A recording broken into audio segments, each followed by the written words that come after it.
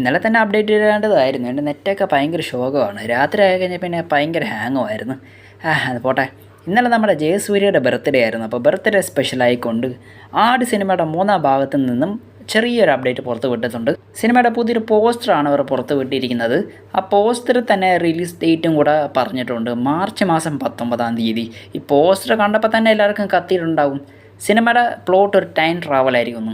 മുന്നേ ഒരു ഇൻ്റർവ്യൂവിൽ മിഥുൻ മാനുവൽ തോമസ് തന്നെ പറഞ്ഞിട്ടുണ്ടായിരുന്നു ഇതൊരു ടൈം ട്രാവൽ മൂവിയോ അല്ലെങ്കിൽ ഒരു സോംബി മൂവിയോ അല്ലാന്ന്. പിന്നെ എന്തും കണ്ടുകൊണ്ടാണ് ഒരു ടൈം ട്രാവൽ ടൈപ്പുള്ള പോസ്റ്റർ പുറത്ത് വിട്ടതെന്ന് മനസ്സിലാവുന്നില്ല. എന്തെങ്കിലും പുള്ളിക്കാരൻ്റെ മനസ്സിൽ ഉദ്ദേശിച്ചിട്ടുണ്ടാകും. എന്തരാവോ എന്തോ, ഇനി കണ്ടു തന്നെ അറിയണം. പിന്നെ ജയസൂര്യ തന്നെ ഫാൻറ്റസി മൂവിയായ കത്തനാർ സിനിമയുടെ ഭാഗത്തു നിന്നും പുതിയൊരു പോസ്റ്റർ അവർ പുറത്ത് വിട്ടിട്ടുണ്ടായിരുന്നു. ഫസ്റ്റ് ലുക്കാന്ന് പറയുന്നുണ്ട്. എന്തായാലും കിടിലമായിട്ട് തന്നെ ഉണ്ട്. അൺഎക്സ്പെക്റ്റഡ് ആയിട്ടായിരുന്നു യൂട്യൂബിൽ സിനിമയുടെ ഒരു ചെറിയ ഗ്ലിംസ് അവർ പുറത്ത് വിട്ടത്. ഗ്ലിംസ് കണ്ടപ്പോൾ തന്നെ കിടിലമായിട്ടാണ് തോന്നിയത്.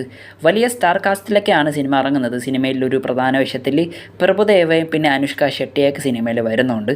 സിനിമ ഗ്രാഫിക്സൊക്കെ വലിയ രീതിയിലാണ് അവർ സെറ്റ് ചെയ്തുകൊണ്ടിരിക്കുന്നത്. പിന്നെ സിനിമ ഒരു പാൻ വേൾഡ് ടൈപ്പിലാണ് ഇറങ്ങാൻ ഉദ്ദേശിക്കുന്നത്.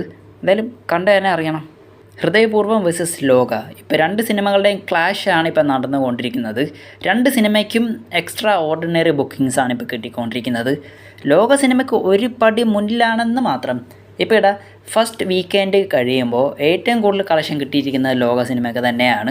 വീക്കെൻഡ് കളക്ഷനായിട്ട് സിനിമയുടെ ഫൈനൽ ഒരു കളക്ഷൻ എന്ന് പറയുന്നത് 66 കോടി രൂപയാണ് പറഞ്ഞിരിക്കുന്നത്. എന്നാൽ ഹൃദയപൂർവ്വം ഒട്ടും പിന്നിലല്ല. 33 കോടിയാണ് വീക്കെൻഡ് കളക്ഷനായിട്ട് സിനിമ അവകാശപ്പെടുന്നത്. എന്തായാലും 2 സിനിമകളുടെ ഷോ കൗണ്ടും സ്ക്രീൻ പ്രസൻസും എല്ലാം തന്നെ കൂടിയിട്ടുണ്ട്.